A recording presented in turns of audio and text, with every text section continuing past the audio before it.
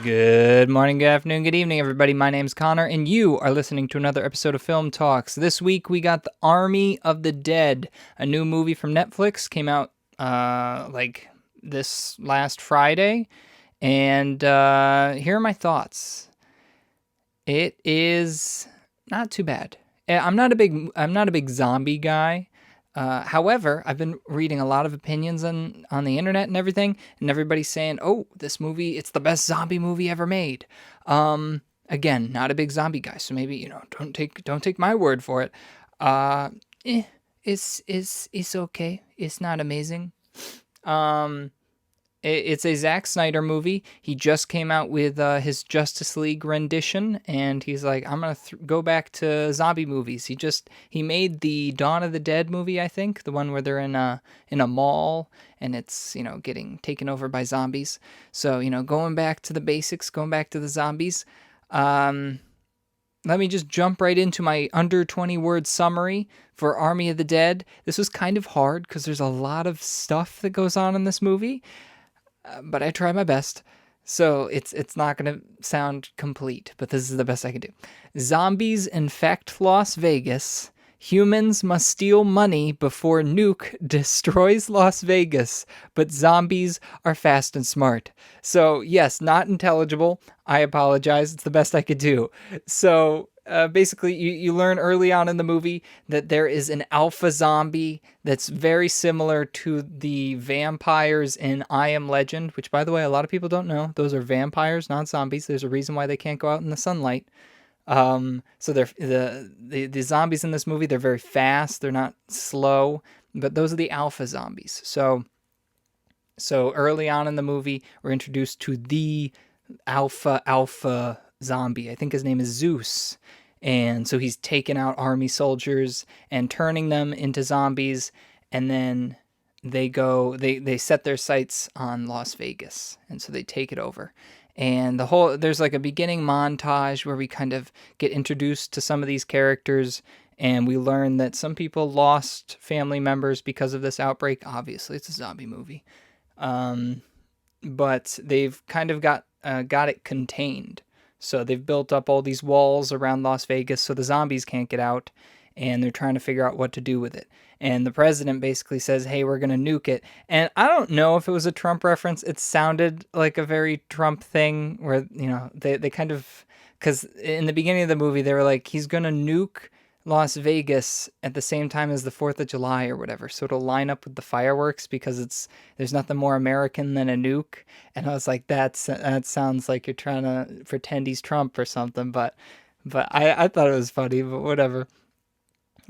So yeah, the government's plan is they're going to nuke Las Vegas. However, there's a secondary storyline where this rich businessman uh, approaches a bunch of people and is like, "Hey, there's a bunch of money in this vault in Las Vegas, and if you steal it for me, I'll let you keep some of it." And so that's how it works. It's basically like Ocean's 11 with zombies, and it stars Dave Bautista. He plays this character Scott Ward, and I'm not a big Dave Bautista fan. I didn't watch. I'm not a WWE guy, but I like him as Drax. I've liked him in a couple movies, but like he's kind of like what I would compare to a low end Dwayne Johnson. Like you're not expecting some like chef kiss acting over here. Like it just like he's just there, and you're like, oh okay, he's a cool looking dude. He could beat people up. That's what you're looking for with him. You're not looking for like teary eyed moments. So for me, I didn't really buy into his whole emotional arc and all that. So, like, his whole storyline is he had to kill his wife because she turned into a zombie, and this created friction between him and his daughter. And so his daughter, like, in the middle of the movie, gives this whole speech about like, "Oh, I've hated you for so long. It's kind of hard to start liking you now." And you're like, "Ooh, bad daughter. Wow." Ooh.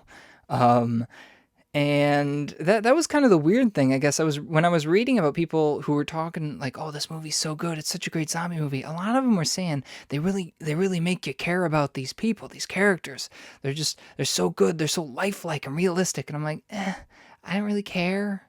Like it like it's a zombie movie. Like I'm not here. It's very. I feel like I have this opinion a lot. There's certain movies where I'm there for relationships, but if you do it kind of like half-assed, and you're like, hey, here's something, and they kind of beg you to care about these characters, I'm not interested in that. At that point, just don't do it at all. Just make them zombie fodder. I don't care. I'm here to see zombies kill other people and stuff. And so the whole emotional arcs, like there was this one where this woman gets smuggled into Las Vegas so she can kind of find some money on her own, so she can come back and make a new life for her kids. And you're like, oh, that's sweet. But then she gets stuck over there, and so Dave Bautista's daughter, she's like, I gotta go find her, and I'm like, why? Okay, sure. And she goes and finds her in the strangest place ever. Like the alpha zombie, he is taking people prisoner, I guess, and is kind of saving them so that he can bite them one at a time. And when he bites people, they turn into alpha zombies themselves. And when alpha zombies bite people, they turn into regular slow zombies. So he's trying to make like a whole master race of alpha zombies. So this mother, she gets thrown in the room with all these other alpha zombie people to be, and it's in this huge casino hotel place. And we don't know what floor, what room, but somehow the daughter, she gets into the hotel and finds them. I don't know how. It would be so unlikely, because I think they said, oh, you got 10 minutes until the nuke drops and Las Vegas gets blown up. And somehow she finds them in the nick of time, of course. And so, like, that's the sort of stuff where it's just like, I don't care about this stuff. However, I will say there are certain characters who were super great. Dieter, he is this German, not a locksmith, but he's like a code breaker. He breaks into safes and stuff. And I can't remember how to say this guy's name. It's spelled Vandero, so maybe that's how it is. And then there's this other guy, Guzman, and uh, the three of them are very funny because like Guzman is like this Hispanic guy he's basically along for the ride, obviously because he gets some money, but he's kind of like a TikTok guy, so he's always taking TikToks while shooting zombies and taking selfies with things. And Vandero is like this manly man guy, and he's got like a buzz saw that he carries around, which is like the most impractical zombie weapon ever. Like you play a zombie video game, you watch a zombie movie, everybody's always got like a chainsaw or a bat with nails, and I'm like, who would use that? Who would choose that? Like those are the weapons that you use when you got nothing else. Like if you're choosing between a shotgun and a chainsaw, why would you choose a chainsaw? Like it's just gonna get mucked up, and then like I've used a chainsaw. I'm not good at it. I'll give you that.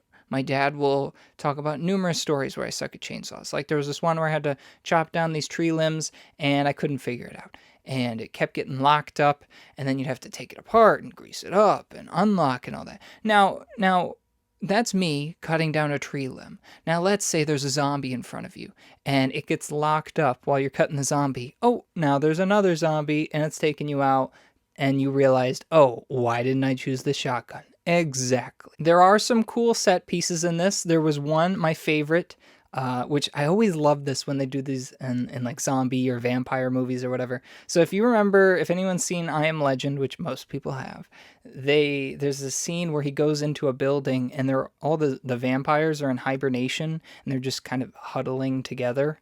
And in this movie, when they go into one of the casinos, they got to go down this hallway, and it's just swarmed with these regular slow zombies, but they're all in hibernation. So they have to kind of maze their way through this horde without touching any of them. And so, they're leading down this trail, and then something happens where one of the characters tries to stab the other one in the back, and he confuses her with which way she's supposed to go. She goes the wrong way, and now she's like covered in zombies, but she's taking them out, and it's so dope. Like she took out her knife, and she's trying to like silent stab them all in the brain, and she's like taking them down, taking them down, taking them down. And then one of the zombies makes a loud noise, so now they're all waking up, but she's still doing good. good. She's stabbing, shooting, stab, shoot. Oh, I'm out of bullets. Stab. Um, and then she finds out that the person who tried to backstab her also locked the door. So now she's stuck in the hallway with all the zombies. And you're like, oh well, she's dead. And then she jumps out of a window and while being covered in zombies. And so you're like, oh, she's good. And now all of her friends are around her. Guzman being her main friend. And what do they do? What do you think? So you have this hero woman who's taken out zombies one-handed, and now she's free, and she's got a second to escape, and she's got her friends there, and they just watch her. They watch her, and then she gets bit and destroyed, and Guzman, happily throws in a grenade to save her, I guess. I don't know. I was like, bro, just shoot your gun, and you can save your girl and kill zombies. So the grenade was stupid. But the set piece itself was really cool. Um, I also really appreciated the lore of this movie.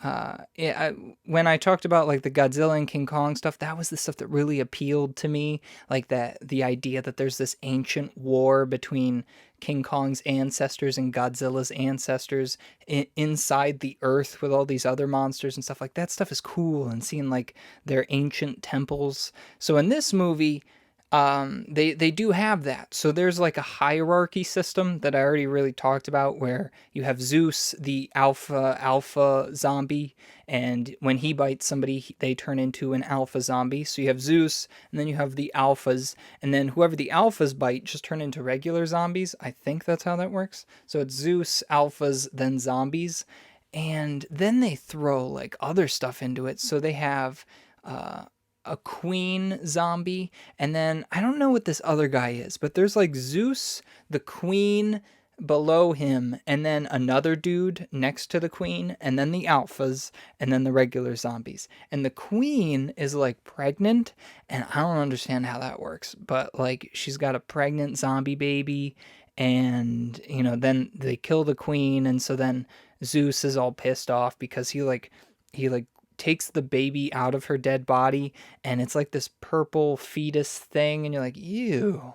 And it's a zombie baby, so like it was purple, and I'm like, oh, maybe like that's what it's supposed to look like. And then Zeus like screams into the sky like, no, like Darth Vader when he finds out that Padme's dead.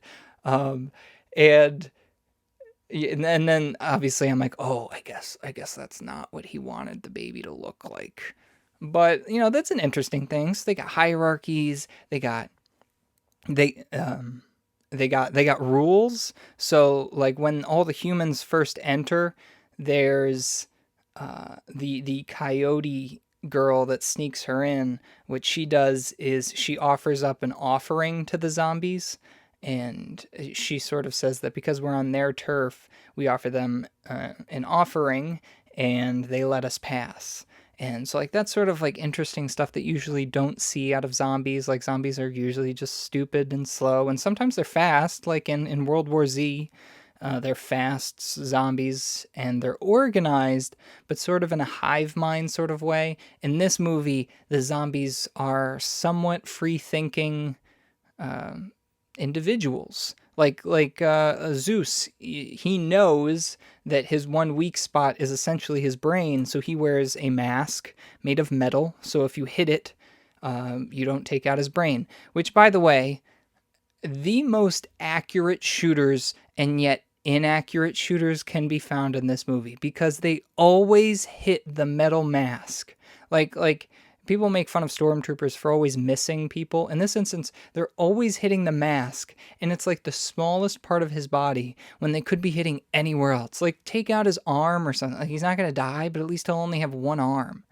But they just shoot his mask all the time. Also, he wears a cape. Not sure why he wears a cape, but he does. He also has a zombie horse, which is kind of cool. I'll give you that. When he's like leading his zombie army out on his horse, pretty cool. Also, gotta say, there's a zombie tiger, and it's in all the marketing, so everybody knows about the zombie tiger. And it's cool. It looks good. Like Life of Pi tiger level good. Like it looks like a real tiger, except it's dead. so it doesn't look like a real tiger, but it looks good. um, Apparently, they used one of the tigers from Carol Baskin's Tiger Village cage thing. She was in the Tiger King series on Netflix, for any of you who watch that. Um, but it looks like it looks like a solid tiger. And it had a super cool scene at the end because there's this one guy. So what I really didn't mention is that the rich guy who hired all these, hoodlum people to steal the money for him, he actually had like a secondary mission for his man that he sent in with them. And what he wanted was the head of one of the alphas so he could make his army of alphas or whatever. And so he cuts the head off the queen alpha, and he ends up dying by the zombie tiger in like such a cool way because he's getting like slashed up, and they used like a combination of CGI blood and like real squibs, and it was super cool. So he's like slashing them and you're seeing like this blood splatter everywhere, and then the tiger's like grabbing him using its head and throwing him into columns. It's super cool. And then it ends with like the tiger like slashing up his face, so his face is like deformed, and then it takes its mouth and swallows his head and then just squeezes, and his head goes like a balloon, and it's super bloody but awesome. So zombie tiger, heck yeah. Cool new zombies, heck yeah.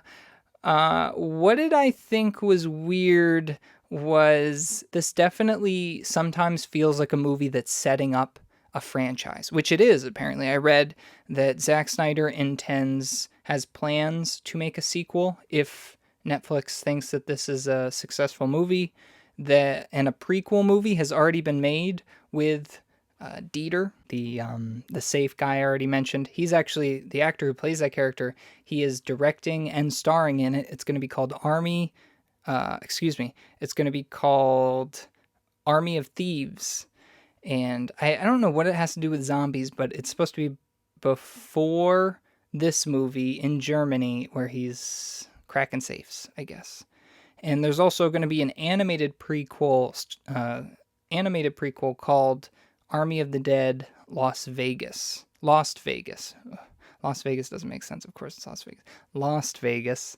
And it's going to be talking about some of the weird things that weren't explained in this movie. For instance, why is Zeus even a thing? Who made him? Because like in the beginning of the movie, he's being transported in a box, and nobody knows he's in the box until like there's a crash, and they don't explain it. Like there's just a zombie loose. So I guess this will explain it. And there's also like a lot of times where zombies will get shot, and then you'll see like robotics in their heads and like blue eyes. And so you're like, okay, there's robot zombies, but they don't mention it. So like at first I was like, oh, maybe I'm just seeing things, and maybe they all have blue eyes when they die or whatever. But that's not the case. So they didn't explain it. So I don't like it when movies kind of like throw in unnecessary things to set up future things if you're not going to pay it off in the movie. Like I don't want that. Like that was my problem with the new Mortal Kombat movie, was that it felt like the first act of a movie when it was a full-length feature. And I'm like, just give me a story and you can like plant certain things, but don't plant things and don't pay them off at the end, because I just don't dig that. Let me just get to my favorite scene, right? So I already mentioned I have three favorite characters. It was Dieter, Vandero, and Guzman. Again, Vandero, I think that's his name. And there's this, it's kind of not a scene, but a collection of scenes where they try to break into the safe. So those three are tasked with going to the basement and unlocking the safe. And kind of the other two are there for Dieter's protection. But first they have to get through these cage doors or whatever. Easy peasy. But super cool. And this is the kind of lore building I'm talking about. He turns and he sees these skeletons up against the wall that look to be a previous crew that had been sent to retrieve the money and failed. However, they look super close in resemblance to the current crew. Like, for instance, there's this one girl. She was actually, I think, a nun in Nacho Libre, for those who watch that movie, the Jack Black movie. she had a necklace that had a key on it. And the skeleton, one of the skeletons, has the same necklace and the same key.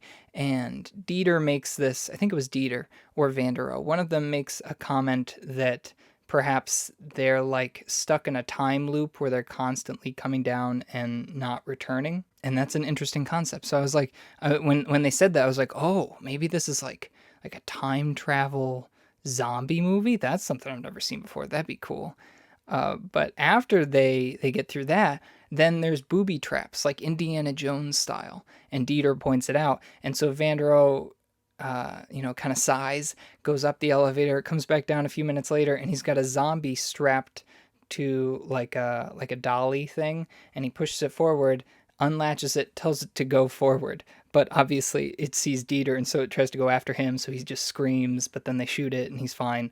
So then Vandero's like, oh, and he goes and gets another one. He comes back down and does it the right way, and he throws a zombie hand, on the other side of the room, unlatches the zombie. The zombie goes towards the hand, and you get to see all of the booby traps. One of them was like darts, like sleeping darts, which obviously don't stop the zombie.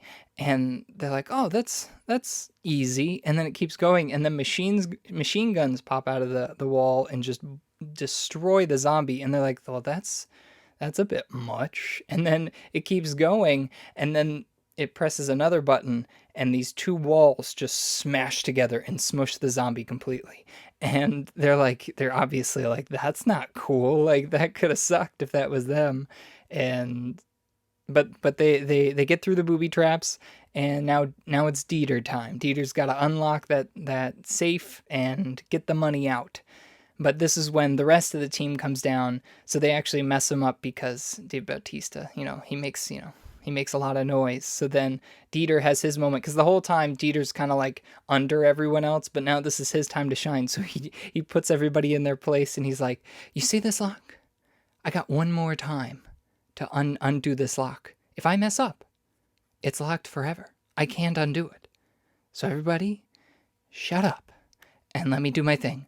And everybody's like, ooh, okay, all right, fine. And, he finally gets it. And, everybody's like, ooh, Dieter did it. And they get all the money.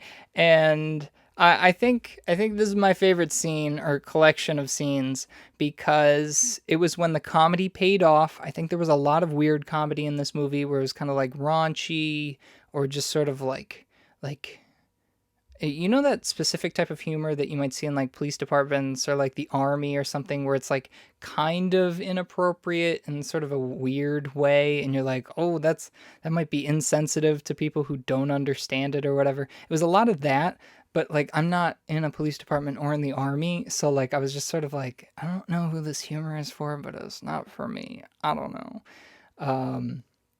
But in this collection of scenes, I loved it because Dieter's funny, Vandero's funny, and then I really liked the relationship between the two of them, because Vandero's like the man guy, and Dieter's like this, scrawny German kid who, is smart.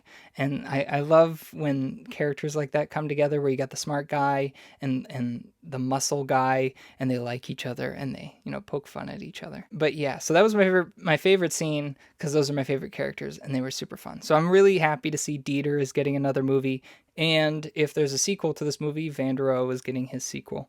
And I haven't really, I don't think I've mentioned a lot of spoilers, but I'll definitely be mentioning spoilers now. A weird thing about this movie that is really going to make you hate this movie or love it is everyone dies. Literally everyone dies. So like, Dieter, actually, here's the thing. We don't know if everyone dies, but like it's made kind of clear that everyone dies. So like Guzman's girl, she gets blown up by a grenade. Guzman blows himself up with a grenade. The evil guy who's sent to decapitate the queen, he gets killed by the tiger. Dave Bautista, he gets turned into a zombie at the end. He gets shot by his daughter. The daughter spends the whole movie to save this mother.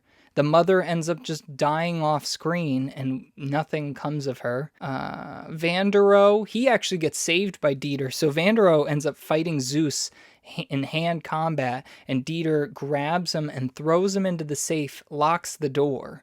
So we're led to believe that Zeus kills Dieter, but Vandero ends up emerging at the end of the movie after the nuke destroys Las Vegas, and he's fine. And then he gets on a plane to go to Mexico, and it's revealed he was bitten. So he's going to become the new alpha Zeus zombie going loose in Mexico. So that's a perfect movie. People will watch that. Um, and then there's another character. I don't think I'm missing anyone else. Um, oh, the coyote lady. She. Oh, did she get thrown off a building? Something like that. I don't know. Zeus kills her or something like that. And then there's the pilot, and the pilot she dies at the end through her helicopter blade. Somehow they crash the helicopter at the end. The blade rebounds off the ground and shoots back into the helicopter and just like kills her instantly. But the cool thing about her character is she's played by an actress, Tig Notaro. I don't know. It's a Notaro, Notaro maybe. She's in some stuff that I've never seen, but she's pretty funny. But she was hired to replace Chris D'Elia's character. He's a stand-up comic. He's been in a couple things, but he was accused of some not so good things, so Zack Snyder removed him. But here's the thing, by the time they removed him, filming was done, the movie was basically done.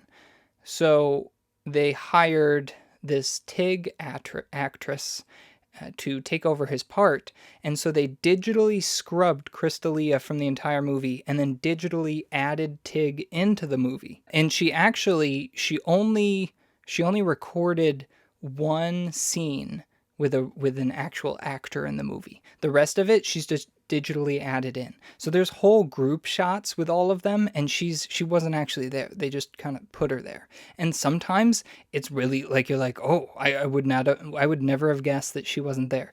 Other times there's kind of weird cutaways because obviously she's not actually there. So they're like cutting away to her on a green screen talking to everybody else, and it adds to weird pauses. And on top of this, a thing I really, really, really did not like was the cinematography in this movie, which is so strange because honestly, if you're going to talk about Zack Snyder, he's really good with visuals.